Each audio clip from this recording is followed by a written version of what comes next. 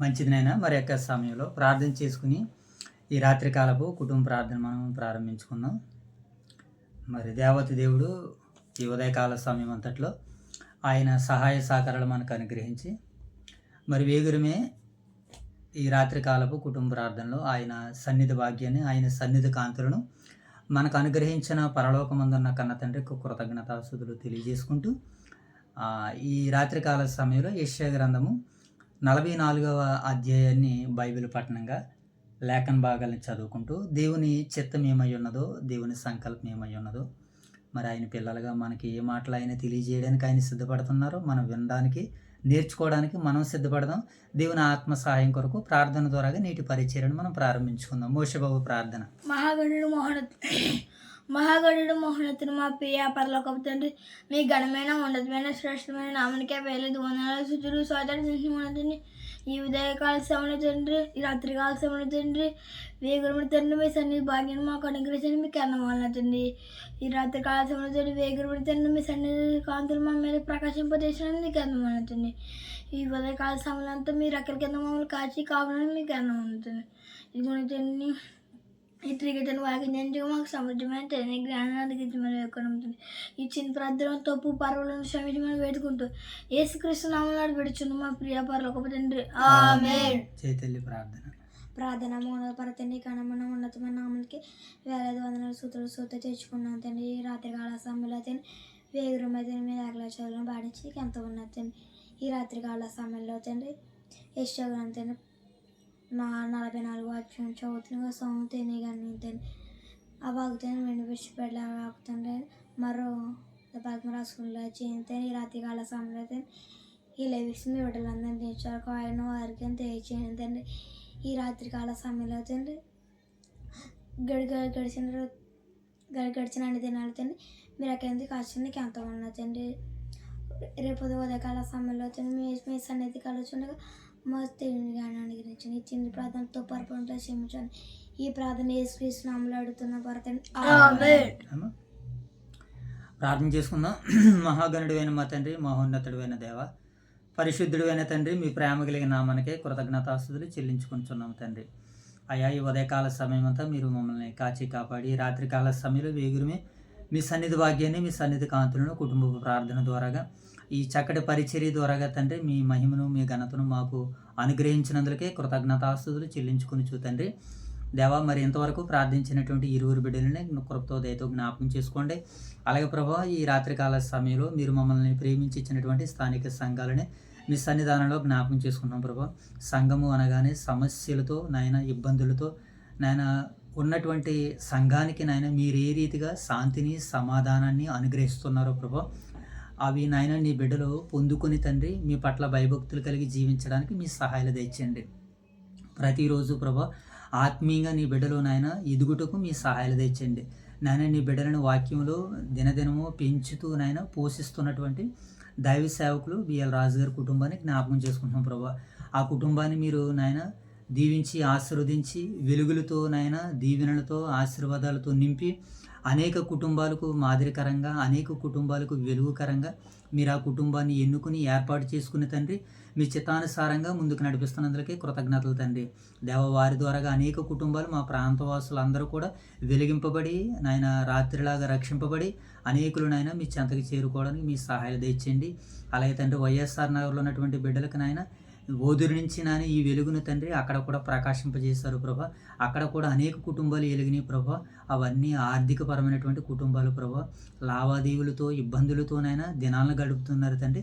కృపతో దయతో ఒకసారి జ్ఞాపకం చేసుకోండి ప్రభా. మీరు నాయన దీవిస్తే అది ఎన్నటికీ నాయన ఆశీర్వాదకరంగా ఉంటుంది ప్రభా. నీ బిడ్డలు మీ నాయన తండ్రి ఒకసారి దయతో నాయన ఆ ప్రాంతాలను మీరు దర్శించమని, దీవించమని అడుగుచూ ప్రార్థిస్తున్నాం తండ్రి. అలాగే ప్రభా, ఈ వారం అంతా నీ బిడ్డలు మీరు నాయన కాచి కాపాడారు తండ్రి. మరొక నూతన వారాన్ని, మరొక పునరుత్థానపు దినాన్ని మీరు మాకు సిద్ధం చేశారు ప్రభా.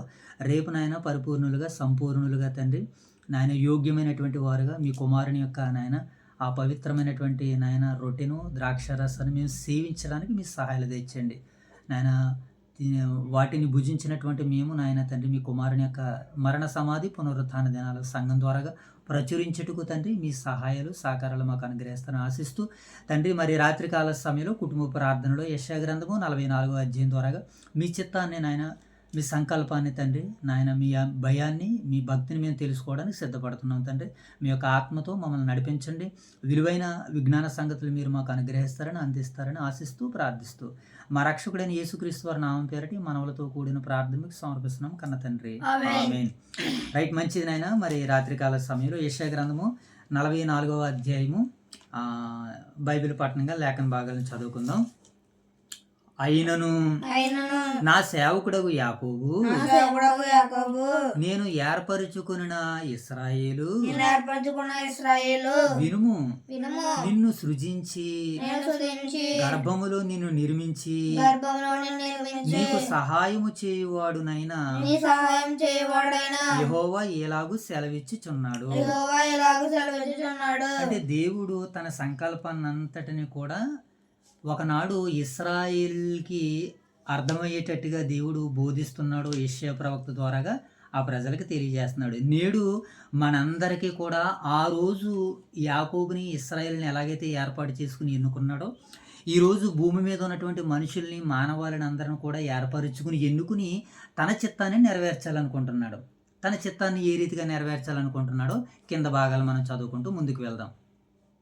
నా సేవకుడగు యాకోబు నేను ఏర్పరచుకున్న యెషూరును భయపడకు నేను దప్పిక గలవాని మీదను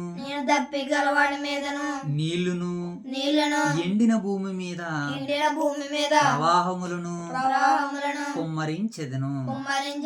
నీ సంతతి మీద నా ఆత్మను కుమ్మరించెదను. నీకు పుట్టిన వారి మీద నీకు పుట్టిన వారిని నేను ఆశీర్వదించెదను. నీటి కాలువల యొద్ద నాటబడిన నెవరంజి చెట్లు గడ్డిలో ఎదిగినట్లు వారు ఎదుగుదురు. ఒకడు నేను యెహోవా వాడును, మరి ఒకడు యాకోబు పేరు చెప్పుకొనును, మరి ఒకడు యెహోవా వాడినని తన చేతితో వ్రాసి ఇశ్రాయేలును మారు పేరు పెట్టుకొనును. ఇశ్రాయేలుల రాజైన యెహోవా వారి విమోచకుడైన సైన్యములకు అధిపతి యెహోవా ఎలాగూ సెలవిచ్చుచున్నాడు. నేను మొదటి వాడును కడపటి వాడును నేను తప్ప ఏ దేవుడును లేడు. ఆదిలోనున్న జనమును నియమించినది మొదలుకొని నేను తెలియజేయచు వచ్చినట్లు తెలియజేయగలవాడెవడు? అట్టివాడు ఒక్కడైనను ఉండిన ఎడల నాకు తెలియజెప్పవలెను. ఆ సంగతి నాకు ప్రచురింపవలెను. అట్టివారు భవిష్యత్ విషయములను రాబో సంగతులను తెలియజెప్పగలవారై ఉండవలెను. మీరు వెరవకుడి భయపడకుడి. పూర్వకాలము నుండి నేను నీకు ఆ సంగతి వినిపించలేదా? మీరే నాకు సాక్షులు. నేను తప్ప వేరొక దేవుడు ఉన్నాడా? నేను తప్ప ఆశ్రయదుర్గమేది ఉన్నట్టు నేను ఎరగను. విగ్రహములను నిర్మించు వారందరూ మాయ వంటి వారు. వారికి ఇష్టమైన విగ్రహములు నిష్ప్రయోజనములు. తామే అందుకు సాక్షులు. వారు గ్రహించువారు కారు, ఎరుగువారు కారు, గనుక వారు సిగ్గుపడరు. ఎందుకును పనికిరాని విగ్రహమును పనికిరాని విగ్రహమును పోత పోసి దానిని ఒక దేవునిగా దాని ఒక దేవునిగా నిరూపించువాడెవడు నిరూపించువాడెవడు? ఇదిగో ఇదిగో దాన్ని పూజించు వారందరూ సిగ్గుపడుదురు. దాన్ని పూజించే వారందరూ సిగ్గుపడతారు. ఆ శిల్పకారులు ఆ శిల్పకారులు నరమాత్రులే కదా, నరమార్తులే కదా, వారందరూ పోగు చేయబడి వారందరూ పోగు చేయబడి నిలవబడవలెను. నిలువబడవలెను. నిశ్చయముగా వారు భయపడి సిగ్గుపడుదురు. నిత్యంగా వారు భయపడి సిద్ధపడతారు. కొమ్మరి గొడ్డలు పదులు చేయుచు కుమ్మరి గొడ్డలు పొదిగి చేయొచ్చు, నిప్పులతో పని చేయును. నిప్పులతో పని చేయను. సుత్తితో దానిని రూపించిన తర్వాత శుద్ధితో దాన్ని రూపించిన తర్వాత బాహుబలము చేత దానిని చేయును. బాహుబలము చేత దాన్ని చేయను. అతడి ఆకలి గొనగా అతడు ఆకలి కొనగా అతని బలము క్షీణించును. అతడి బలము క్షీణించెను. నీళ్లు త్రాగక నీళ్లు త్రాగక సొమ్మసిల్లును. సొమ్మసిల్లెను. వడ్లవాడు వడ్లవాడు నూలు వేసి నూలు వేసి చీరణముతో గీత గీసి చీరణముతో గీత గీసి చిత్రికలతో దాన్ని చెక్కును. పత్రికలు దాన్ని చెక్కును. కర్కటములతో గుర్తుపెట్టి ప్రకటనతో గుర్తుపెట్టి దాన్ని రూపించును. దాన్ని రూపించెను. మందిరములో దాన్ని స్థాపింపవలెనని మన దేవుడు దాన్ని స్థాపింపవాలని నరులు రూపము గల దానిగాను నరుల రూపముల దానిగాను నర సౌందర్యము గలవారిగాను నర సౌందర్య గలవాడుగాను చేయును. చేయును. ఒకడు ఒకడు దేవదారు చెట్లను నరికి దేవదారు చెట్లు నరికి పూనుకొనును. పూనుకొనును.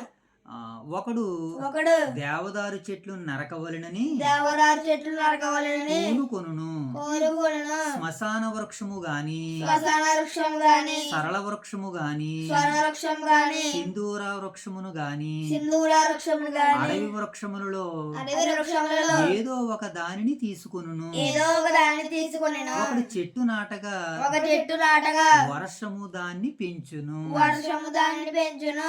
ఒకడు పొయ్యి కట్టెలకు ఒకడు పొయ్యి కట్టెలకు వాటిని ఉపయోగించును. వాటిని ఉపయోగించును. వాటిలో కొంత తీసుకుని వాటిలో కొంత తీసుకొని చలి కాచుకొనును. చెలి కాచుకొనెను. నిప్పు రాజబెట్టి నిప్పు రాజబెట్టి రొట్టులు కాల్చుకొనును. రొట్టెలు కాల్చుకొనెను.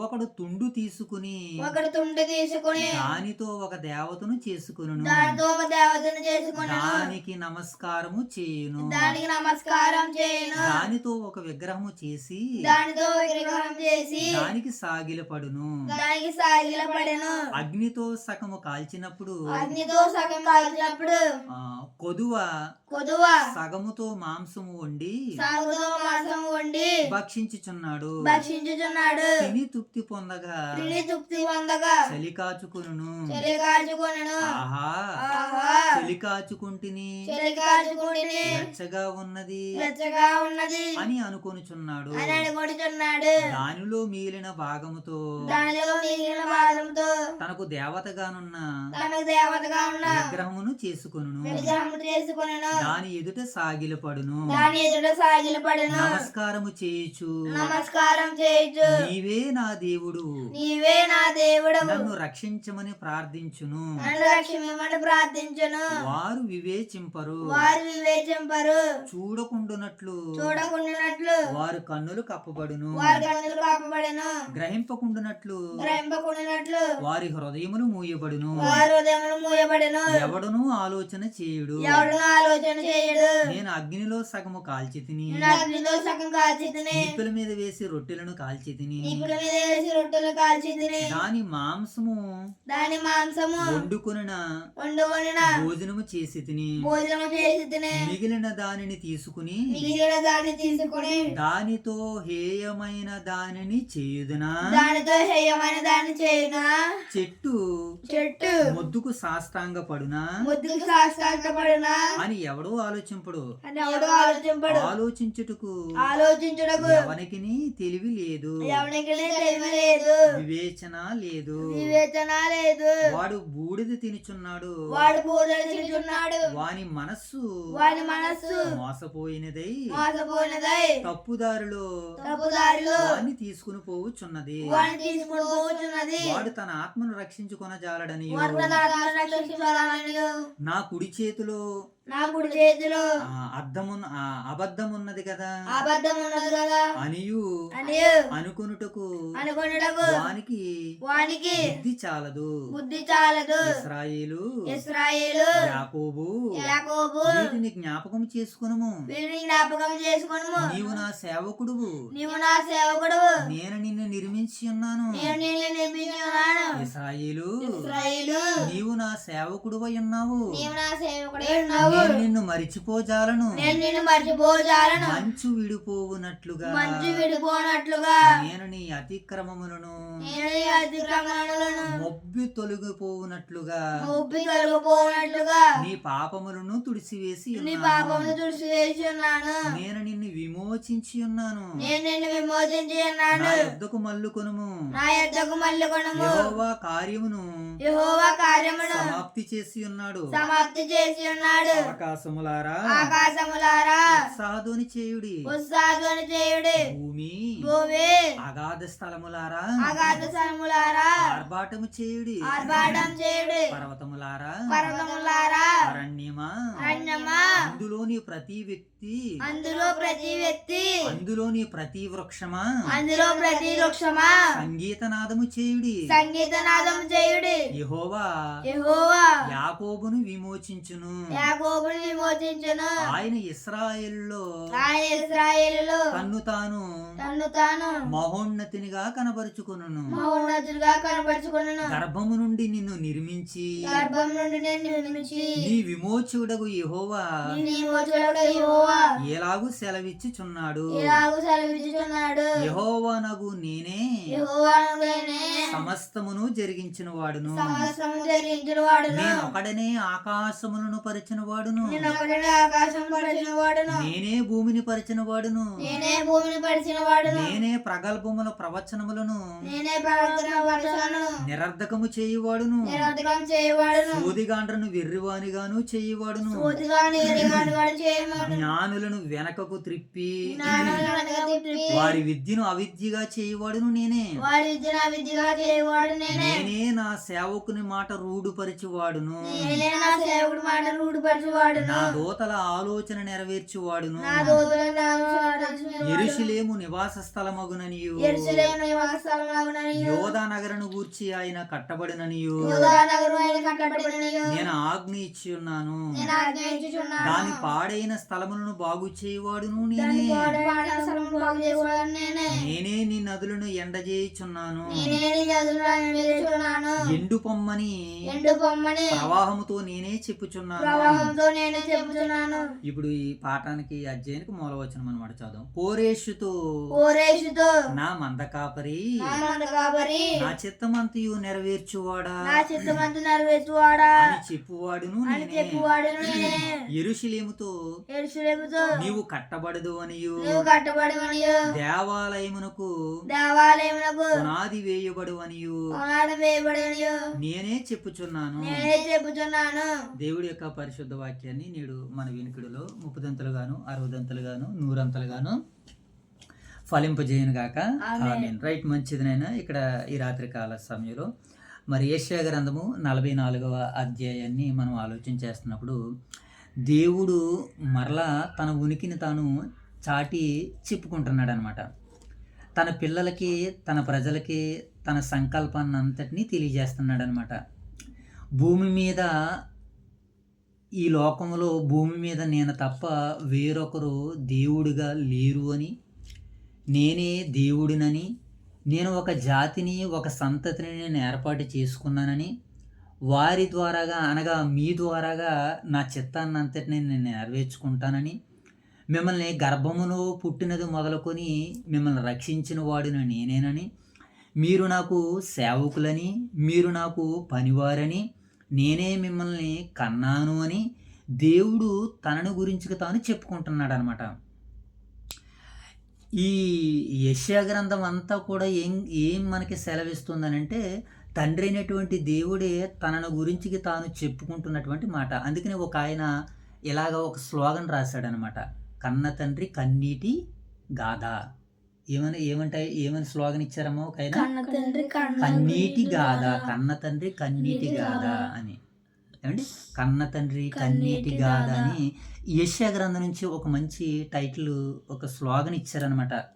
మేము బైబిల్ విద్యని అభ్యసిస్తున్నటువంటి ప్రారంభపు దినాల్లో దానిని మహాతండ్రి, పరలోకమందున్నటువంటి కన్న తండ్రి, దానిని కరపత్రాలుగా ముద్రించాం మనం.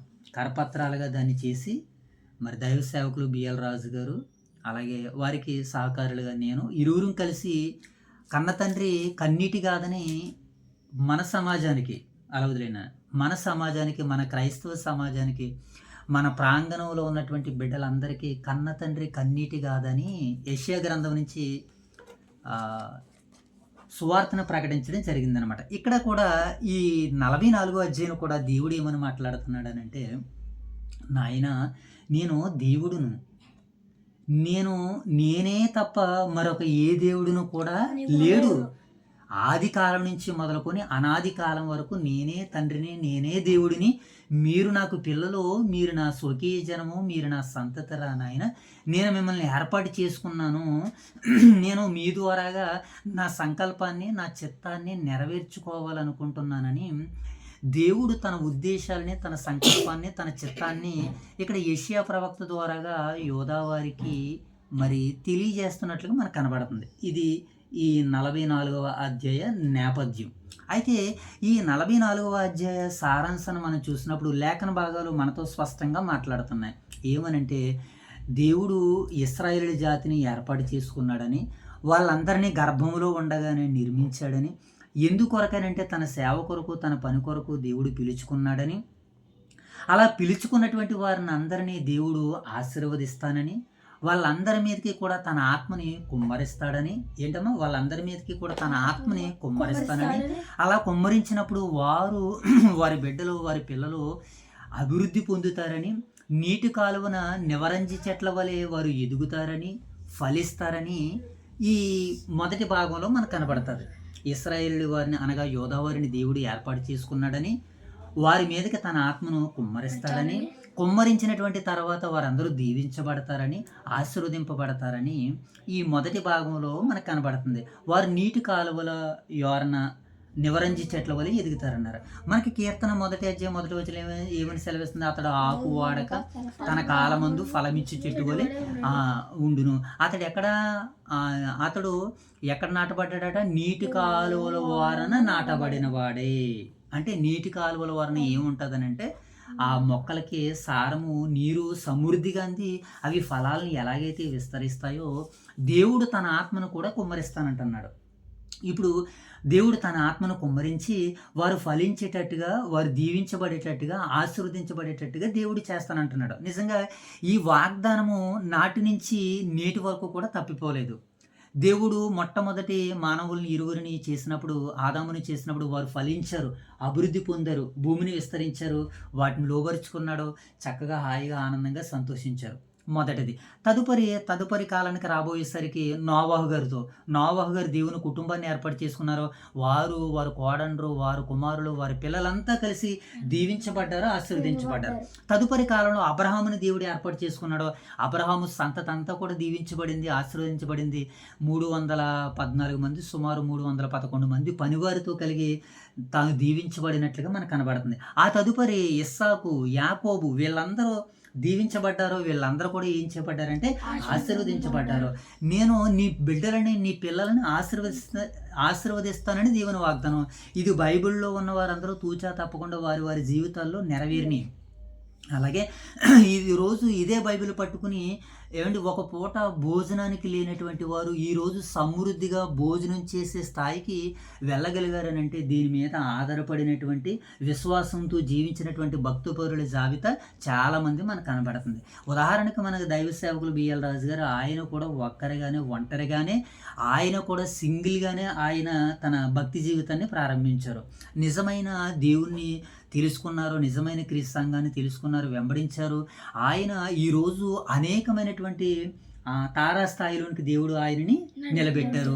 అనేక మందికి ఉపాధిని కలిగించేటట్టుగా చేశాడు, అనేకులు ఆయన దగ్గర జీవించేటట్టుగా చేశాడు. ఈరోజు అనేక మంది నూతన దైవ సేవకులకి తరపీది ఇచ్చేటట్టుగా చేశాడు. ఆయన ఒక్కడే. మరంత దీవెన ఎలా వచ్చిందని అంటే దేవుని వాగ్దానం అనేటువంటిది తప్పిపోయే అవకాశం అయితే లేదు. అది నాటి నుంచి నేటి వరకు కూడా అలా జరుగుతూనే ఉన్నది. ఇది మనం అందరం కూడా ఆలోచించాలి. ఈరోజు కూడా చాలామంది వ్యక్తుల జీవితాల్లో బైబిల్ పట్టుకుని కూడా ఇంకా బ్రతుకులో ఇబ్బందులతో సమస్యలతో ఉంటున్నారంటే ఇంకా దేవుని మీద వారికి పరిపూర్ణ అవగాహన లేదు గనక. నిజంగా పరిపూర్ణమైన సంపూర్ణమైనటువంటి అవగాహన వారికి ఉండాలంటే సంఘాన్ని వారు ఆశ్రయించాలి. ఎందుకనంటే సంఘంలోనే ప్రతిదీ సమృద్ధిని, సన్నిధిని, దీవెనని దేవుడు ఎక్కడ పెట్టాడు? బుద్ధి జ్ఞానములు సర్వసంపదలు ఆయన క్రీస్తు పాదముల దగ్గర పెట్టాడు. అనగా క్రీస్తు సంఘంలో ఉన్నాయి. వాటిని మనం పొందుకోవాలంటే ఇప్పుడు కూడా మనం ఆత్మతో నింపబడాలి.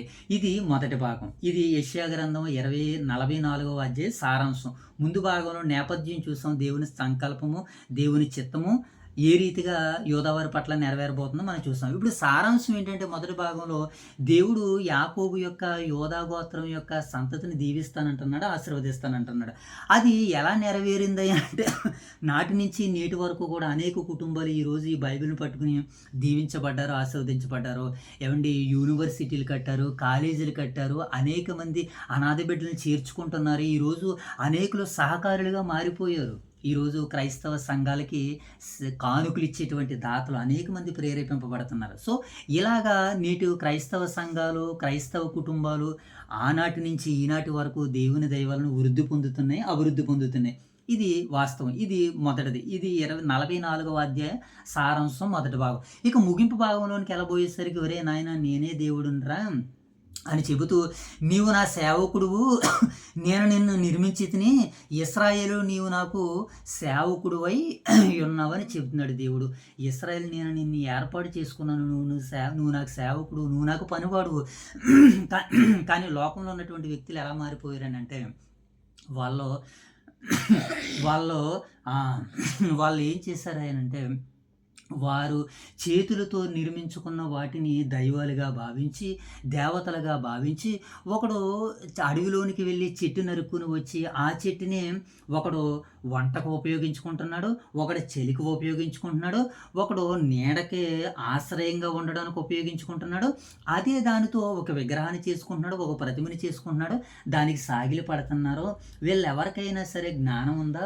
వీళ్ళెవరికైనా తెలివి ఉందా?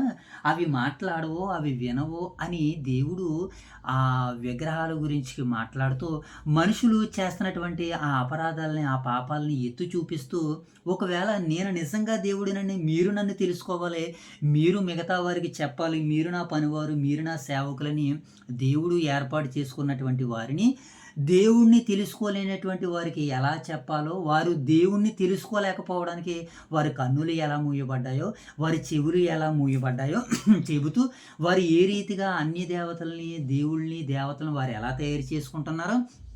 ఒకడు ఒక మొక్కను నాటాడు, వర్షం వచ్చింది, ఆ మొక్క పెరిగింది, దానిని ఒకడు కొట్టుకుని వచ్చాడు, పొయ్యిలోకి పెట్టుకున్నాడు, ఒకడేమో మంట కాల్చుకున్నాడు, ఒకడేమో రొట్టెలు కాల్చుకున్నాడు, ఒకడేమో భోజనం వండుకున్నాడు.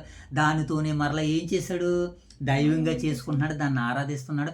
కనుక మనుషులందరూ ఎలా వెళ్ళిపోతున్నారు నాయన?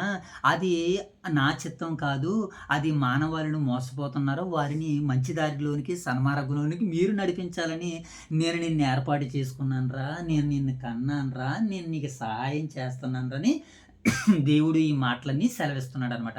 ఇది 44వ అధ్యాయ సారాంశం 2వ భాగం. ఇక 3వ భాగంలో కోరేషు అనేటువంటి ఒక ఆయన ద్వారాగా దేవుడు తన చిత్తాన్ని నెరవేర్చాలనుకుంటున్నాడు. మరి యోధావారులు లేరా? రాజుల్లో లేరా? అంటే వారు అప్పటికే అంత ఒకవేళ దేవుడికి అనుగుణంగా లేరేమో ఒకవేళ. అందుకనే పరాయి దేశం అయినటువంటి పారాశిక దేశపు రాజు అయినటువంటి కోరేషును దేవుడు తనని పిలుచుకుంటున్నట్లుగా, పరాయి దేశము, పక్క దేశము. ఏమండి మరి బబులోనీల్ని పిలుచుకున్నది ఎవరో, అశూరీల్ని పిలిపించుకున్నది ఎవరో? వారు నాకు దాసులు అన్నారు, వారు నా చిత్తాన్ని నెరవేరుస్తారన్నాడు. అంటే అన్యులు సైతము దేవుని చిత్తాన్ని నెరవేరుస్తున్నారు, కానీ దేవుని చేత చేయబడినటువంటి కొంతమంది దేవుని చిత్తాన్ని నెరవేర్చలేకపోతున్నారని దేవుడు ఏం చేస్తున్నాడంటే బాధపడుతూ కన్న తండ్రి కన్నీటి గాథని యెషయా ప్రవక్త ద్వారాగా దేవుడు చెప్పుకుంటూ తన కన్నీటి గాథ ద్వారాగా బాధపడుతున్నాడు అనమాట కన్న తండ్రి అనేటువంటి దేవుడు. సరే, ఇప్పుడు మనం టూకీకి వచ్చేద్దాం. అయితే ఇప్పుడు ఈ కోరేషుని పిలిపించుకున్నటువంటి తర్వాత ఈ కోరేషు నా మంద కాపరి నా చిత్తమంతయు నెరవేర్చువాడా అని అన్నాడనమాట. ఇప్పుడు దేవునికి ఎవరు కావాలని అంటే, ఎలాంటి వారు కావాలంటే ఆయన చిత్తాన్ని నెరవేర్చేవారు ఆయనకి కావాలి. ఈ భూమి మీద ఆయన చిత్తాన్ని పరిపూర్ణంగా సంపూర్ణంగా 100కి 100 పాళ్ళు 99% కదా 100% నెరవేర్చినటువంటి వారు వన్ అండ్ ఓన్లీ ఒకే ఒక్కరు ఆయనే ప్రభు అయిన యేసు క్రీస్తుల వారు. ఆయా కాలాలలో ఎంతోమంది నీతిమంతులు రీచ్ అవ్వగలిగారు ఆయన చిత్తాన్ని నెరవేర్చడానికి. దావీదు నా హృదయానుసారుడైన మనుషుడు, నా ఇష్టానుసారుడ మనుషుడు అని అన్నాడు దావీదు గారు. కొంతమేరకు రీచ్ అయ్యారు. అలాగే భక్తులు చాలామంది నీతిపరులు ఉన్నారు, వాళ్ళందరూ కొంతమేరకు రీచ్ అయ్యారు. కానీ ప్రభు అయిన యేసుక్రీస్తుల వారు తండ్రి ఏదైతే ఆదేశించి నేర్పించి పంపించాడో అదంతా కూడా నెరవేర్చాడు. అందుకనే ఇప్పుడు ఎలాంటి పిల్లలు కావాలనుకుంటున్నారంటే, క్రీస్తు లాంటి పిల్లలు నాకు కావాలి, క్రీస్తు లాంటి పిల్లలు నాకు కావాలి అని మనందరి పాప జీవితాన్ని విమోచించేశాడని. నేను నీ పాపాలను జ్ఞాపకం చేసుకోను, అదే చెబుతున్నాడు దేవుడు. నేను నీ పాపాలను ఎన్నటినీ జ్ఞాపకం చేసుకోను అంటున్నాడు. వాటిని మబ్బు వలైపోయేసాను అన్నాడు. మంచు విడిపోవునట్లుగా నేను నీ అతిక్రమములను తుడిచేశానన్నాడు. మంచు విడిపోవునట్లుగా నీ అతిక్రమములని నేను తుడిసి వేసేస్తాను, మబ్బు తొలగిపోయినట్లుగా నీ పాపాలు నేను తుడిసి వేసి ఉన్నాను. కనుక వాటిని ఇప్పుడు క్రీస్తు ప్రభుల వారి యొక్క రక్తం ద్వారాగా, పరిశుద్ధ రక్తం ద్వారాగా ఇప్పుడు మన పాపాలు కడగబడుతున్నాయి. ఆయన చిత్తాన్ని నెరవేర్చడానికి ఇప్పుడు మనం ఏం చేయాలి? సిద్ధపడుతూ ఉండాలి. ఇదిగో ఈ వారానికి మన సిద్ధపాటులో దేవుడు నడిపించాడు. రేపు ఆయన మరణ సమాధి పునరుత్థాన దినంలో మనం చేయి వేయబోతున్నాం, ఆయన బల్లలో మనం చేయి వేయబోతున్నాం. యోగ్యులుగా ఆయన రొట్టెను మనం తీసుకోవాలి, ఆయన ద్రాక్షరసాన్ని మనం సేవించాలి. అవి సేవించినటువంటి మనం సంఘం ద్వారా జరుగుతున్నటువంటి కార్యకలాపాలలో ఆయన మరణ సమాధి పునరుత్థాన దినాల్ని ప్రచురించాలి. ఇదే కదా ఆయన చిత్తము, ఇదే ఆయన చిత్తము. ఈ చిత్తం అని చెప్పడానికి యెషయా ప్రవక్త ద్వారా వేల సంవత్సరాలకు ముందుగానే దేవుడు వ్రాయించినటువంటి సందర్భాలు. ఓకేనా? ఇప్పుడు ఈ సారాంశం మనకు అర్థమైంది కాబట్టి కొన్ని లేఖన భాగాలను టూకీగా మనం త్వరగా ఒక 5 నిమిషాలు ఫినిష్ చేసుకుందాం. ఓకేనా? సందర్భం అర్థమైతే చాలు, మనకి ఇంకా అంతకు మించిన వేరే పని లేదు. సో రైట్, ఇప్పుడు మనం చూద్దాం కొన్ని మాటలని. యెషయా గ్రంథము ముందుగా 3వ వచనం చదువు. ఇప్పుడు మనం ఎక్కడి నుంచి స్టార్ట్ చేద్దామంటే, ఒకసారి యెషయా గ్రంథము 44 అధ్యాయం 3వ వచనం చదువుదాం తల్లి. నేను దప్పిక గలవాని మీద నీళ్లును, ఎండిన భూమి మీద ప్రవాహ జలములను కుమ్మరించేదను, నీ సంతతి మీద నా ఆత్మను కుమ్మరించేదను, నీకు పుట్టిన వారిని అందరినీ నేను ఆశీర్వదించేదను. దేవుడు ఏమండి ఒక ఆయనకి చెబుతున్నాడు ఇక్కడ. ఎవరికి? నీకు పుట్టిన వారిని అందరూ నేను ఆశీర్వదిస్తాను అని అంటున్నాడు. ఏ తండ్రి అయితే, ఏ కుటుంబపు యజమానుడైతే భయభక్తులు కలిగి దేవుని సేవిస్తూ దేవుని ఆరాధిస్తూ ఉంటాడో ఆ వ్యక్తికి పుట్టినటువంటి పిల్లలని దేవుడు ఆశీర్వదిస్తానంటున్నాడు. ఆశీర్వాదం అని అంటే ఇదిగో ఈరోజు ఇలా కూడుకుని ఆయన పరిశుద్ధ సన్నిధిలో ఆయన లేఖనాలను తిరగేసి మాట్లాడుతున్నాను చూడండి. ఇది ఆశీర్వదించడం అని అంటే. తల్లి ఒక దిక్కున, తండ్రి ఒక దిక్కున, బిడ్డ ఒక దిక్కున, బాబా ఒక దిక్కున కాకుండా కుటుంబం అంతా కలిసి, ఇప్పుడు మనం చూడండి ఒక కుటుంబం అంతా కలిసి ఈరోజు కూడా చాలామంది సంతోషిస్తారు, టీవీ చూస్తూ సంతోషిస్తారు. మంచిది, పర్వాలేదు దాన్ని. ఎందుకంటే ఎదుటి కుటుంబాలు కీడి కలగజేయకుండా ఉన్న కుటుంబంలో సంతోషంతో ఆనందంతో జీవించడం మంచిది. దానిని ముగించుకున్న కనీసం కుటుంబ ప్రార్థనలో ఒక్కసారైనా కుటుంబం అంతా కలిసి దేవుని ముందు మోకరించగలిగితే నీకు పుట్టిన వారిని అందరినీ నేను ఆశీర్వదిస్తాను. ఇప్పుడు నాయనమ్మ గారు, మన దవంత నానమ్మ గారు భయభక్తులు కలిగినటువంటి ఒక గుణవతురాలైనటువంటి స్త్రీ దవంత నానమ్మ గారు. ఇప్పుడు ఆవిడ భయభక్తులు కలిగి ఉంది కాబట్టి ఆవిడకు పుట్టిన వారిని అందరినీ దేవుడు ఏం చేశాడు?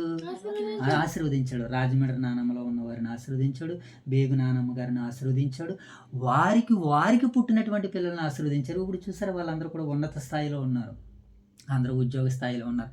ఈరోజు నాయనమ్మ గారు భయభక్తులు కలిగి ఉంది కనుకనే ఇప్పుడు ఈ రోజులో వృద్ధాప్యంలో ఆవిడ్ని పెంచడానికి ఇప్పుడు మన వాళ్ళందరూ సిద్ధపడ్డారు. చూసారు, వారికి పుట్టిన సంతానాన్ని అంతటిని దేవుడు ఏం చేశాడు? ఆశీర్వదించాడు, అభివృద్ధిపరిచాడు, దీవించాడు. అలాగే ఇప్పుడు నాయనమ్మ గారి ద్వారాగా నానమ్మల తర్వాత ఇదిగో ఇప్పుడు మనం కూడా ఏం చేస్తాం? మేము కూడా ఇప్పుడు భయభక్తులు కలిగి ఉన్నాం. మా భయభక్తులను చూసి మిమ్మల్ని కూడా దేవుడు ఏం చేస్తాడో? ఆశీర్వదిస్తాడు. ఇప్పుడు మీరు భయభక్తులు కలిగి ఉంటే దేవుడు మీకు వివాహాలు అయిన తర్వాత మీకు పుట్టబోయే బిడ్డలను దేవుడు కూడా ఏం చేస్తాడనమాట? ఇప్పుడు అలాగా ఆశీర్వాదానికి వారసులుగా మనం అందరం మారబోతున్నాం. అదే సందర్భాన్ని దేవుడు ఇక్కడ అంటున్నాడు, ఎండిన భూమి మీద నీళ్లు ప్రవాహములుగా కుమ్మరింపబడినట్లు నీ సంతతి మీద నా ఆత్మను కుమ్మరించేదను. ఎప్పుడైతే మనము భౌతికంగా అభివృద్ధి చెందాలంటే దేవుని ఆత్మ మన మీద కుమ్మరింపబడాలి. ఈ సందర్భం ఏమంటే దీన ప్రజలైనటువంటి ఇశ్రాయేల్ జాతి వారికి దేవుడు తన ఆత్మని కుమ్మరిస్తానన్నాడు. ఎప్పుడిది? ఎప్పుడో క్రీస్తు పూర్వం రాయబడినటువంటి సందర్భాలు. ఇవన్నీ నెరవేర్పులు జరగాలి. ఎప్పుడు జరిగినాయి? పెంతుకోస్తు పండగ దినాన ఇప్పుడు పరిశుద్ధాత్మ వాళ్ళందరి మీదకి వచ్చి యోధా వారి మీద, ఇశ్రాయేల్ వారి మీద అనే తారతమ్యం లేకుండా అపోస్తులు 12 మీద పరిశుద్ధాత్మ వచ్చాడు. పరిశుద్ధాత్ముడు వచ్చి వాళ్ళందరి మీద వ్రాలగా వారి వాక్శక్తితో దేవుని మాటల్ని ప్రకటించారు. ఆ తదుపరి దేవుని ఆత్మ అందరూ పొందుకునేటట్టుగా దేవుడు ఆత్మ సహాయాన్ని ఇచ్చాడు. అలా ఆత్మను పొందుకున్నటువంటి వారందరూ కూడా ఆత్మ తాలూకా ఫలాల్ని ఫలించారు. ఆత్మ తాలూకా ఫలాలు ఫలించారు. ఆత్మ తాలూకా ఫలాలు ఫలించాలంటే వారిలో ఉన్నటువంటి శరీర కార్యాలు చంపబడాలి. ఎప్పుడు చంపబడతాయనంటే దేవుడు తన ఆత్మని కుమ్మరించినప్పుడు ఎవరైతే తమ అపరాధాలని పాపాలని ఒప్పుకుని క్రీస్తునందు విశ్వసించి బాప్తిసం పొందుతారో, నమ్మి రక్షింపబడి బాప్తిసం పొందుతారో వారి మీదకి పరిశుద్ధాత్మ కుమ్మరింపబడతాది. దేవుడు తన సంకల్పాన్ని, తన చిత్తాన్ని ఎలా నెరవేర్చుకుంటున్నాడనంటే ఇదిగో ఈ రీతిగా లేఖనాల ఆధారంగా ఇప్పుడు స్థానిక సంఘ దైవ సేవకుల ద్వారా రాత్రి 2 బిడ్డలకి బాప్తిస్మం ఇవ్వడం జరిగింది. ఇప్పుడు వారు ఏం పొందుకున్నారు? ఆత్మను పొందుకున్నారు, పరిశుద్ధాత్మను పొందుకున్నారు. పరిశుద్ధాత్మ పొందుకున్నటువంటి తర్వాత వారిలో ఉన్నటువంటి శరీర కార్యాలు, జారత్వము, అపవిత్రత, కాముకత్వము, విగ్రహారాధన, ధనాపేక్ష ఇవన్నీ కూడా చంపబడతాయి. ఇప్పుడు వారిలో ఆత్మ తాలూకా ఫలాలు ఏం ఫలిస్తాయి? ప్రేమ, సంతోషము, సమాధానము, ఇవన్నీ కూడా ఫలిస్తాయని వాక్యము సెలవిస్తుంది. కనుక అంత్య దినాల్లో తన ఆత్మను తన దీనజనులైనటువంటి ఇశ్రాయేలు మీద కుమ్మరించాడు. ఆ ఆత్మదేవుడు ఇదిగో పరిశుద్ధాత్ముడు నేడు మనందరికీ కూడా ఇప్పుడు వచ్చాడు. మనందరిలో కూడా ఆత్మదేవుడు కార్యాన్ని జరిగిస్తున్నాడు. ఇప్పుడు మనలందరం కూడా దేవుడు ఏం చేశాడు? ఇప్పుడు ఆశీర్వదించాడు, దీవించాడు. ఎప్పుడో యెషయా గారు చెప్పినటువంటి మాట ఇదిగో ఈ రాత్రికాల సమయంలో మనము మన కుటుంబం ద్వారాగా ఇదిగో మరి దీవించబడ్డానికి, ఆశీర్వదించబడ్డానికి దేవుడు చక్కటి భాగ్యాన్ని, అవకాశాన్ని మనకు అనుగ్రహించాడు. కనుక మరింతవరకు జరిగినటువంటి యొక్క పరిచయను దేవత దేవుడు దీవించి ఆశీర్వదించి అభివృద్ధి పరచాలని మనందరం వేడుకుంటూ కోరుకుంటూ మరి దేవుడు తన స్వరక్షితమిచ్చి సంపాదించినటువంటి క్రీస్తు సంఘాలన్నిటిపై, దేవుని సంఘాలన్నిటిపై తన ఆశీర్వాదపు దీవెనలను దేవుడు కుమ్మరించాలని మనం వేడుకుందాం, ప్రార్థన చేసుకుందాం. మోషబాబు ప్రార్థన. మహాగణుడు మహోన్నతుడు మా ప్రియ పరలోకపు తండ్రి, మీ ఘనమైన ఉన్నతమైన శ్రేష్టమైన నామానికి వెళ్ళేదమైన సుతులు సోదరించుకుంటుంది. ఈ రాత్రికాల సమయంలో విగ్రహం తండ్రి, మీ సన్ని భాగ్యాన్ని మాకు అనుగ్రహించి మీకు ఎలా ఉన్నదండి. ఈ రాత్రికాల సమయంలో మీరు వాక్యం మాకు తెలియని జ్ఞానాన్ని అనుగ్రహించి మీకు ఎలా ఉన్నదండి. ఇది ఉంటుంది రాత్రికాల సమయంలో మేము చక్కటి విశ్రాంతి తీసుకుంటుంది. రేపటి ఉదయకాల సమయంలో మేము పునరుండాలని దినంలో తండ్రి మేము జీవం కలగ ఆత్మతో సత్యంతో ఆరాధించుకొని భాగ్యం అనుగ్రహించమని వేడుకున్నాం తండ్రి. చిన్న ప్రార్థనలు తప్పు పర్వాలను క్షమించమని ఈ ప్రార్థన యేసుక్రీస్తునామమున వేడుకున్నాం మా ప్రియ పరలోక తండ్రి. ఆమేన్. ప్రార్థన వినుడి పావనుడా, ప్రార్థన మాకు నేర్పుమయ్యా. అనేకుల కొరకు ప్రార్థన చేయాలి. అలాగే బలహీనుల కొరకు, అలాగే సమస్యలో ఉన్నవారి కొరకు, అలాగే ఇంకా మన నూతనంగా గృహాలు కట్టుకుంటున్న అన్నయ్య గారి కొరకు, అలాగే వైఎస్ఆర్ నగర్లోను, ఓదూరు క్రీస్తు సంఘంలోను వివాహాలు జరగబోతున్నటువంటి బిడ్డల కొరకు ప్రార్థన చేద్దాం. ప్రార్థన చేసి జయగడి ప్రార్థన భారత పరతని గణమైన మొదలమైన నామలకి వేదల వందనాలు సూత్రులు సోతో తెచ్చుకున్న తండ్రి. రాత్రికాల సమరతండి వేగిరిపోతండి మీ లేఖల చదువును బాధించి అంతమంది ఈ రాత్రికాల సమరతండి ఈశ్వరండి 44 వచ్చి చదువుతున్న సోమతండి కానీ నీకు ఎంతమంది విత్తబడ్డ వాగుతున్న మరో బలం రాసులు వేసింది నీకు ఎంతమంది రేపకాల సమరతండి నీ మానవ అదే మాత్రం మీరకెందుకు కాచుకోండి తండ్రి. ఈ రాత్రికాల సమయంలో వైఎస్ఆర్ క్రీస్తు సంఘ కాపని తీసి భూసం బియ్యలు రాదని చేసి కుటుంబాన్ని కూడా 2 సంఘాలను సేవకులను కూడా చేయించారు. 2 సంఘాల్లో సంఘ పెట్టాలు చేయించారు. 2 సంఘాల్లోని పెళ్లి చేసుకున్న వాళ్ళని చేయించి ఎవరైతే గృహం లేకపోతే గృహం వచ్చేలా చేయండి. ఎవరు లేక ఆహారం లేకపోతే ఆహారం వచ్చేలా చేయండి. ఈ చిన్న ప్రార్థనతో పొరపాటున క్షమించి ఈ ప్రార్థన యేసుక్రీస్తు నామములో అడుగుతున్నా భరతండి.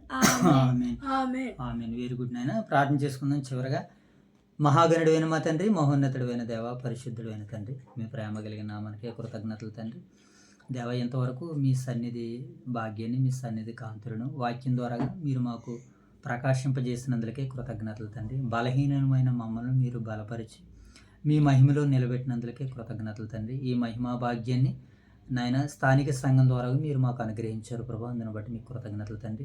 స్థానిక సంఘంలో ఉన్న ప్రతి కుటుంబము తండ్రి ఇట్టి మహిమను, ఇట్టి ఘనతను స్వతంత్రించుకుని ప్రభా మీ చిత్త నెరవేర్పులో ముందుకు కొనసాగలిగే భాగ్యాన్ని దయచేయండి తండ్రి. అలాగే ప్రభా, ఈ రాత్రికాల సమయంలో నాయన తండ్రి, మేము అనేకుల కొరకు నాయన మీ పిల్లలుగా, నీ బిడ్డలుగా ప్రార్థన చేయవలసిన వారం ఉన్నాం తండ్రి. దయతో కృపతో జ్ఞాపకం చేసుకున్నాం ప్రభా. ఓదూరు వైఎస్ఆర్ నగర్లో ఉన్నటువంటి 2 సంఘాల్లో ఉన్నటువంటి బిడ్డలందరినీ మీ సన్నిధానంలో, మీ సముఖంలో నాయన మీ ఎదుట పెట్టుచున్నాను ప్రభా. దయతో కృపతో జ్ఞాపకం చేసుకోండి తండ్రి.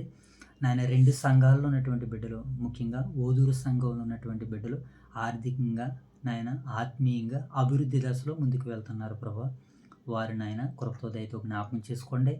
వారికి ఇవ్వబడినటువంటి నాయన, వారికి వస్తున్నటువంటి నాయన మీరు ఇచ్చినటువంటి దానితోనైనా తృప్తిపడి సంతోషించి ఆనందించి ప్రభా మీ అందుండి మరీ ఎక్కువగా ఫలించేందుకు సహాయాలు తెచ్చండి.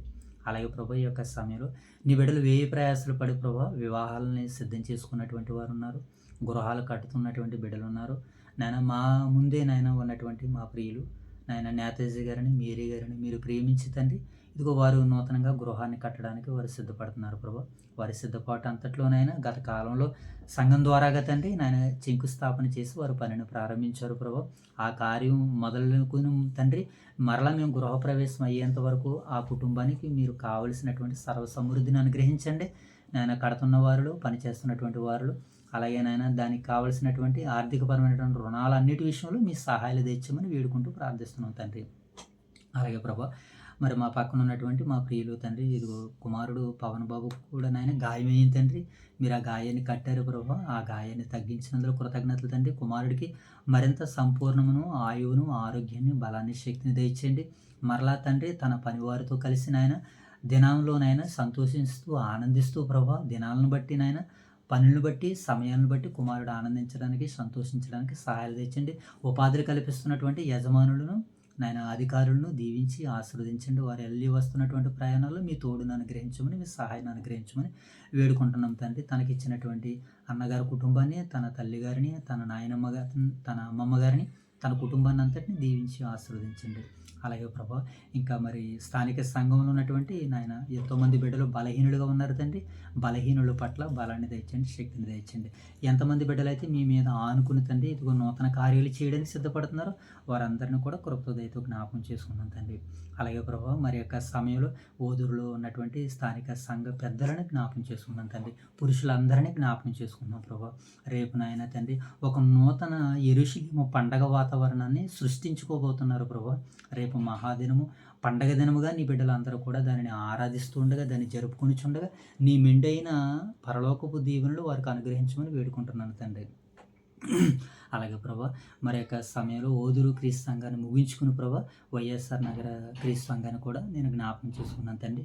సంఘాన్ని, సంఘ బిడ్డలను తండ్రి ఒక నాయన మీ పనివాడిగా తండ్రి, ఒక బాధ్యత కలిగినటువంటి నాయన మీ పనివాడిగా ఇదిగో నాయన వారి కొరకు నేను ప్రార్థన చేయవలసిన వాడని ఉన్నాను తండ్రి. ఇదిగో నాయన ప్రభా, మరి స్థానిక సంఘంలో ఉంటూ దూర ప్రాంతాల్లో ఉన్నటువంటి మన అమ్మగారి కుటుంబాలను జ్ఞాపకం చేసుకుంటున్నాం తండ్రి. తల్లిగారికి ఆయు ఆరోగ్యాన్ని అనుగ్రహించండి. తనకిచ్చిన సంతానం ప్రభా దూరదేశాల్లో కష్టపడుతుంది తండ్రి. ఆ కుటుంబాన్ని కూడా జ్ఞాపకం చేసుకోండి.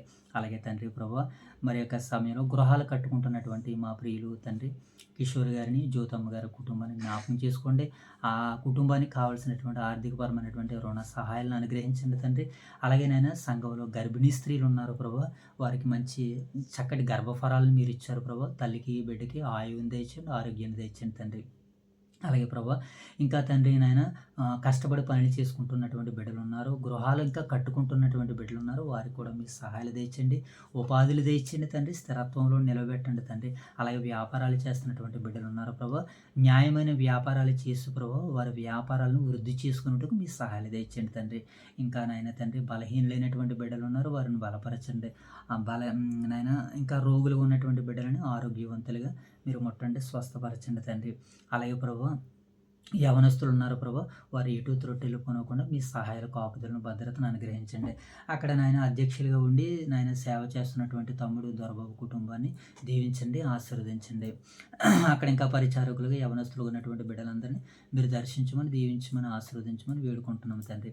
అలాగే ప్రభా, 2 సంఘాలలో నాయకత్వపు బాధ్యతను, నాయన సేవక బాధ్యతను తండ్రి, అనేక బాధ్యతలను నాయన తలభారం మీద పెట్టుకుని ప్రభా, మోయశక్యమైనటువంటి భారంతోనైనా మీ సేవకులు ముందుకు వెళ్తుండగా ఆ రాజుగారి పట్ల మీ కృపను అనుగ్రహించండి. తనకిచ్చిన సతీమణి పట్ల మీ తోడును అనుగ్రహించండి. వారు ఇరువురు కలిసి చక్కటి రీతిలో ఆత్మీయంగా, ఆర్థికంగా ఫలించారు ప్రభా. వారి ఫలాన్ని పొందుకుని నేడు మా కుటుంబాలన్నీ వెలుగులతో నింపబడ్డాయి, ఆశీర్వాదాలతో నింపబడ్డాయి. అందుని బట్టి మీకు కృతజ్ఞతాస్తుతులు చెల్లించుకుంటూ వారి ద్వారా ఇంకా ఇదిగో నాయన నూతన సేవకు కుటుంబాలుగా తీర్చిదిద్దబడుతున్నాయి ప్రభా. ఆ కుటుంబాలను మీరు దీవించండి, ఆశీర్వదించండి. నూతనంగా ఈ సంవత్సరం తర్ఫీదు అవుతున్నటువంటి బిడ్డలకి మీ తోడును అనుగ్రహించండి, మీ సహాయాన్ని అనుగ్రహించండి. దానికి కావాల్సినటువంటి సరైన వర్తమానాన్ని తండ్రి ఇదిగో బైబిల్ని అనుసరించి వారు బోధ చేస్తుండగా తండ్రి మీ సహాయంతో నింపండి, మీ యొక్క ఆత్మతో నింపండి, మీ యొక్క జ్ఞానంతో నింపమని నడిపించమని వేడుకుంటూ తండ్రి ఇంతవరకు జరిగిన ఈ యొక్క చక్కటి చల్లటి వాతావరణంలో ఈ చక్కటి పరిచయను దీవించమని, ఆశీర్వదించమని ఈ ప్రార్థన మనవులన్నీ మా ప్రభువును, మీ ప్రియకుమారుడు, మా రక్షకుడు, మా ప్రభు యేసుక్రీస్తు వారి నామం పేరటి ఈ ప్రార్థన మీకు సమర్పిస్తున్నాం మా కన్న తండ్రి. ఆమేన్ తండ్రి, ఆమేన్ తండ్రి. రైట్, మంచిది నాయన.